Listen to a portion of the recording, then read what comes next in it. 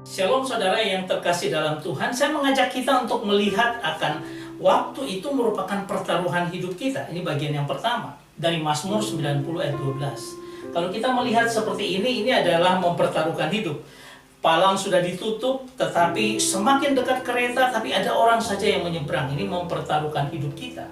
Saudara yang terkasih, kalau kita melihat dari kata yang kita bisa melihat dari ajarlah kami menghitung, kata menghitung, ini dari limnot to number, itu bukan sekedar 1, 2, 3, 4 menghitung seperti itu. Tapi ini bicara tentang kualitas waktu, menunjuk bagaimana kita mengalokasikan waktu, menetapkan waktu kita untuk apa? Untuk melihat bahwa kita ini manusia yang fana, yang tidak bisa berbuat apa-apa, karena waktu kita itu terbatas. Nah, kalau kita bicara tentang hal infinitif, ini artinya apa? Ini tindakan yang terus berlanjutan. Menghitung itu harus terus kita lakukan dalam hidup kita. Tujuan untuk apa? Kita menjadi bijak. Nah, kalau kita melihat dari kata yang kedua, kata hoda, memahami, artinya dari kata yada, artinya apa? Ketika kita berjalan dalam waktu itu, ada keintiman dengan Tuhan yang harus kita bangun. Penanganan personal untuk hubungan karib, memahami, mengerti waktu ini singkat, dan juga pengakuan akan kefanaan kita. Di sini kalau kita bicara hifil imperatif, artinya suatu perintah yang harus dilakukan, tidak boleh tidak.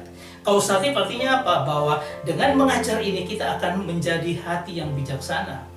Dan kata yang ketiga dari kata sedemikian, artinya fenabi, itu artinya adalah to enter, yang menyebabkan, to become, ya, menjadikan, dan supaya kami membawa masuk dan membuat jadi kita hati bijaksana. Di mana Tuhan mengajar kita untuk menghitung hari, itu suatu proses, dan membawa masuk kita memperoleh hati yang bijak. Kalau kita lihat secara grafis, ini adalah waktu kita yang terbatas, ya. Kemudian disitulah kita apa? Menghitung hari, limnot, ya, hari-hari kita. Kemudian kita di situ mulai diajak untuk memahami, mengerti, dan keintiman bersama Tuhan. Dan itu akan kita membawa masuk kita untuk memiliki hati yang bijak.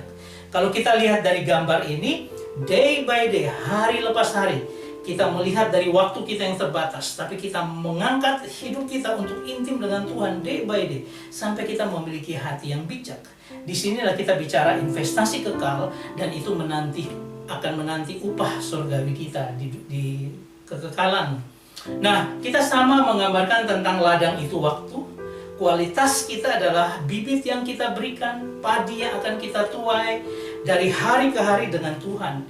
Dan kita akan menuainya, yaitu apa? Investasi kekal itu. Amin.